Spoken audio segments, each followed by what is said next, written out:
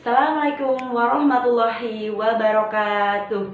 Apa kabar anak-anak hebat? Semoga kalian dalam keadaan sehat dan semangat. Kira-kira ada yang tahu tidak ya, apa yang akan kita bahas pada video kali ini berhubungan dengan gambar-gambar yang tadi?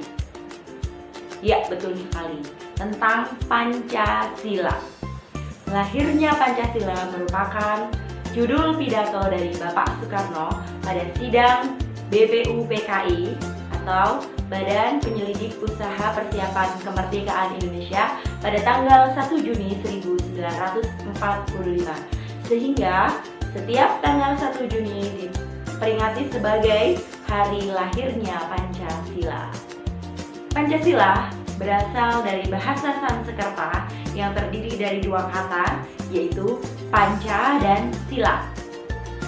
Panca berarti 5 dan sila berarti asas atau prinsip.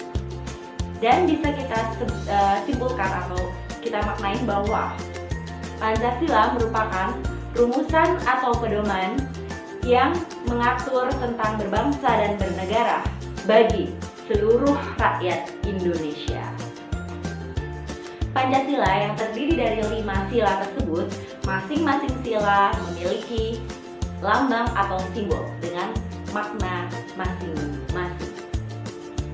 Nah, kelima sila tersebut wajib kita amalkan dalam kehidupan sehari-hari. Pengamalan Pancasila itu artinya mengamalkan nilai-nilai Pancasila dalam kehidupan sehari-hari. Kita bahas satu persatu ya. Dari sila yang pertama, yaitu ketuhanan yang Maha Esa, dilambangkan dengan bintang dengan perisai yang berwarna hitam. Simbol bintang berarti cahaya, artinya cahaya dari Tuhan untuk seluruh umat manusia. Kemudian latar belakang perisai berwarna hitam artinya merupakan warna dasar alam, yaitu berkat Tuhan untuk seluruh alam semesta.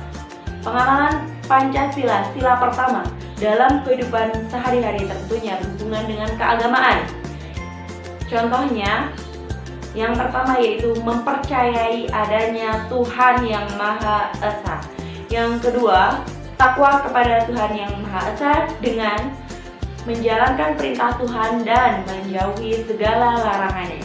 Yang ketiga yaitu menghormati agama, yaitu dengan cara tidak mengganggu orang lain atau agama lain yang sedang beribadah, menghormati peribadahan dari agama lain atau tidak mengganggu orang lain yang sedang beribadah. Selanjutnya, menghargai kebebasan dalam memeluk agama, yang artinya tidak boleh memaksakan agama kepada orang lain. Dan yang terakhir yaitu menjaga kerukunan antar umat beragama dengan tidak saling menghina dan tidak membeda-bedakan dalam bergaul walaupun berbeda agama, dan tidak menjadikan perbedaan agama sebagai alasan untuk bermusuhan. Kemudian sila yang kedua dilambangkan dengan rantai. Rantai itu terikat satu sama lain ya, saling berhubungan erat, yang artinya hubungan saling tolong menolong antar manusia. Rantai tersebut ada yang berbentuk kotak dan juga bulat. Rantai yang berbentuk kotak itu merupakan lambang dari laki-laki, dan yang berbentuk bulat adalah lambang dari perempuan. Jadi saling tolong menolong antara sesama, baik itu laki-laki maupun perempuan, serta memiliki derajat, harkat, dan martabat yang sama. Pengamalan sila kedua dalam kehidupan sehari-hari yaitu bisa diterapkan di rumah, kemudian di sekolah, dan di masyarakat. Di rumah kita menghormati orang tua, kemudian saling membantu antar sesama keluarga, saling menyayangi, membantu adik dalam menyelesaikan pekerjaan, dan lain-lain. Kemudian pengamalan sila kedua di sekolah dengan cara menghormati guru, kemudian saling menyayangi antar teman, kemudian membantu teman yang sedang kesulitan, misalnya mengerjakan PR atau meminjamkan alat tulis bagi teman yang tidak membawanya. Dan pengamalan sila kedua dalam kehidupan di masyarakat, contohnya yaitu saling menghormati antar tetangga, kemudian hidup rukun dan saling membantu, serta bekerja sama dengan yang lainnya. Kemudian melakukan kegiatan-kegiatan sosial yang ada di masyarakat, melakukan kegiatan kemanusiaan, membantu orang lain yang sedang terkena musibah.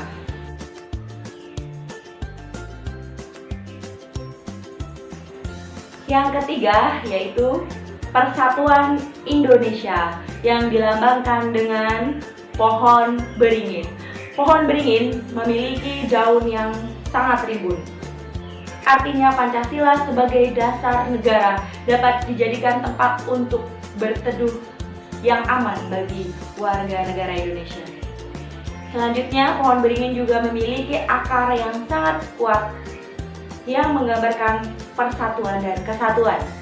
Dan pohon beringin juga memiliki sulur-sulur yang banyak yang menggambarkan dari beragam suku, bangsa, ras, agama, budaya yang ada di Indonesia yang walaupun beragam tetapi tetap bersatu.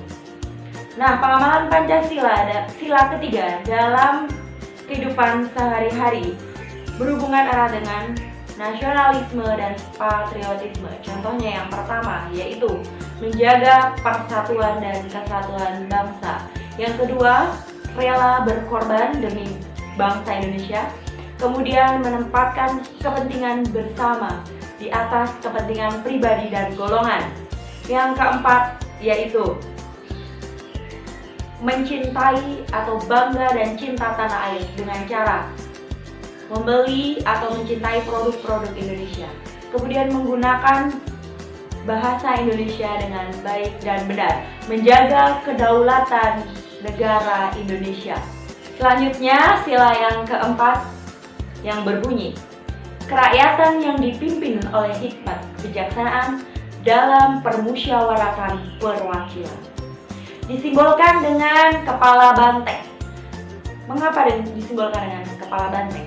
Karena banteng adalah hewan yang suka bermusyawarah. Dan sila keempat itu berkaitan erat dengan adanya musyawarah. Jadi pengamalan sila keempat, yang pertama yaitu suka bermusyawarah atau mengambil keputusan secara musyawarah bersama. Kemudian yang kedua, bebas mengemukakan pendapat. Yang ketiga, tidak memaksakan pendapat dirinya kepada orang lain, menghargai hasil musyawarah dan menjalankannya dengan penuh tanggung jawab. Kemudian mempercayakan wakil-wakil kita yang ada di legislatif, misalnya DPR, dan juga kita aktif dalam mengikuti pemilu. Contohnya pilkada yang nanti tanggal 9 Desember akan diadakan, maka ketika kita mengikutinya, mendukungnya, kita sudah mengamalkan sila yang keempat. Kalau di sekolah, misalnya pemilihan ketua kelas dilakukan dengan musyawarah, jadi tidak asal saya ketuanya seperti itu, harus musyawarah. Kemudian di lingkungan masyarakat, pemilihan RT atau RW. Yang terakhir yaitu sila kelima Pancasila yang disimbolkan dengan padi dan kapas. Padi dan kapas merupakan simbol dari kebutuhan manusia, tidak memandang harkat dan martabat, dan semua orang membutuhkannya. Padi melambangkan makanan pokok bangsa Indonesia, kemudian kapas melambangkan sandang atau pakaian. Jadi cita-cita luhur sila kelima yaitu keadilan dan kemakmuran bagi seluruh rakyat Indonesia. Pengamalan sila kelima dalam kehidupan sehari-hari. Yang pertama yaitu berbuat adil kepada sesama manusia.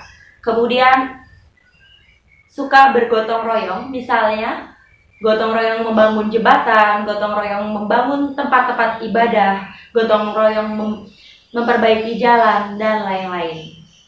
Yang ketiga yaitu suka bekerja keras dan tidak bermalas-malasan. Yang keempat, tidak bergaya hidup mewah atau tidak boros. Yang kelima, tidak menggunakan harta atau kekayaan yang dimilikinya untuk menindas orang lain. Yang keenam,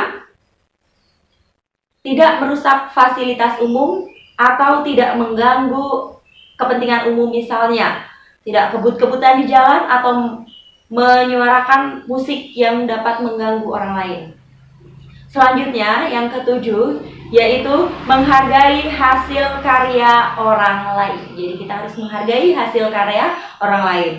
Dan yang terakhir, contohnya, membayar pajak untuk kepentingan bersama. Mungkin hanya itu yang dapat Ibu sampaikan.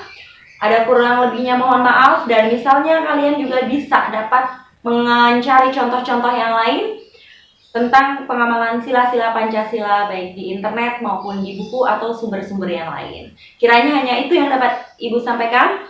Ada kurang lebihnya mohon maaf. Akhir kata, billahi taufik wal hidayah. Wassalamualaikum warahmatullahi wabarakatuh.